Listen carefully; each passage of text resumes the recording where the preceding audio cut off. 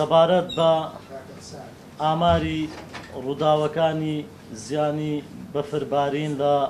ڕۆژانی ڕابردوو لە سنووری بەڕێوەبەرایەتی بەرگری شارستانی سۆران کە سنووری هەر چوار قەزایەکانی سۆران، چۆمان، مێرگەسوور، ڕەواندوز لە خۆ دەگرێت.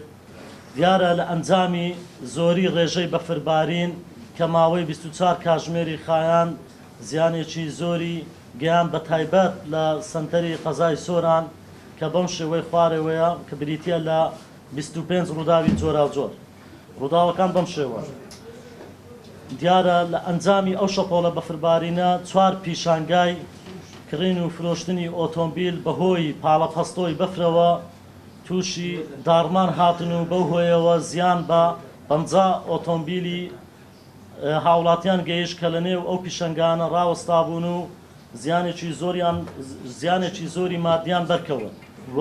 داڕمانی سەقفی غەسلی ئۆتۆمبیلێک ئۆتۆمبیلی شوشتن لە نزیک دەروازەی سۆران کە بۆ هۆی زیانگەیاندن بە 3 ئۆتۆمبیل کە لە نێو ئەو غەسڵە ڕاوەستا بوون و تووشی داڕمان هات سەقفەکەی و ڕووخانی بەشێک لە خانووی هاوڵاتیەک لە گەڕەکی ئیسقەلا هەر لە قەزای سۆران و داڕمانی سەقفی دوکانێکی چاکردنەوەی ئۆتۆمبیل لە ناوچەی پیشەسازی سۆران کە بەو هۆیەوە زیان بە 2 ئۆتۆمبیلی تریش کەوت کە لە شوێنەکە ڕاوەستا بوون و داڕمانی سەقفی کارگەی دروستکردنی بالیفی طبی لە نزیک ناوچەی پیشەسازی سۆران هەر لە قەزای سۆران. داڕمانی سەقفی کارگەی پلاستیک لە ناوچەی پیشەسازی سۆران. داڕمانی سەقفی غەسلێکی تر کە بە ناوی غەسلی کارکان بۆ ئۆتۆمبیل شوشتن ئەویش تووشی داڕمان هات سەقفەکەی ئۆتۆمبیلێکش لەو غەسلە ڕاوەستا بوو تووشی زیانی مادی کەوت و داڕمانی هۆڵی خوێندنگەیەک لە قوتابخانەی نێرگەز لە سنووری قەزای ڕەواندۆز و داڕمانی بەشێک لە کەپری کارگەی ئاوی بێخاک. داڕمانی شاخ لە نێوان سۆران و حاجی عومران کە بۆ هۆی ئەوەی کە هاوڵاتیەک زاندار ببیت و وەزیان بە 2 ئۆتۆمبیلیش بگەێنێت و زیان گەیاندن بە 2 یاریگا لە سنووری شارۆچکەی دیانە و زائیدان داڕمانی یەکێک لە کەپرەکانی بەڕێوەبەرایەتێکی میری هەر لە سەنتەری قەزای سۆران و تیمەکانمان لە بەڕێوەبەرایەتی بەرگری شارستانی سۆران بە هاوکاری لایەنی تر توانیان 16 هاوڵاتی کە لە نێو بەفرگیریان خواردبوو ڕزگاریان بکەن و 45 ئۆتۆمبیلیش لە نێو بەفرگیریان خواردبوو لەلایەن تیمەکانمان بە هاوکاری برایانمان لە پۆلیسی هاتوچۆ توانیان ڕزگار بکەن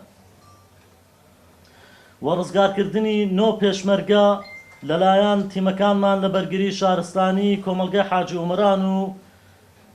بنکەی بەرگری شارستانی حاجی عومران بە هاوکاری لەگەڵ برایانمان لە بەڕێوەبەرایەتی بەشی پۆلیسی چۆمان و بنکەی پۆلیسی حاجی عومران و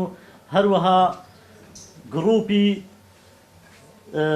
گروپی ئۆفرۆدی چۆمان کە بە ئۆتۆمبیلەکانیشان توانیان هاوکاری ئەو برا پێشمەرگانە بکەن و ڕزگاریان بکەن لە نێو بەفر کە گیریان خواردبوو.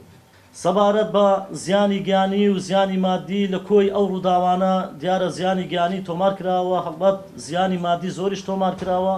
بەنسبەت زیانی گیانی 4 هاوڵاتی دیارە زاندار ببوون لە کۆی ئەو 4ش یەکێکیان کارمەندی بەرگری شارستانی بوو. بەنسبەت زیانە مادیەکانیش دیارە ئێستا لەبەر ئەوەی زیانەکان زۆرن لیژنەیەک لە بەڕێوەبەرایەتی بەرگری شارستانی سۆران لەژێر چاودێری بەڕێز بەڕێوەبەری بەرگری شارستانی سۆران پێک هاتووە. لیژنەکە لە 3 ئەفسەری شارەزا پێک هاتووە خاڵ بە خاڵ با بڵێن شوێن بە شوێن جەردی لۆەکەن و خەملاندنی لۆەکەن و دواتر کۆی ئەو زەرد و زیانانە دیاری دەکرێت.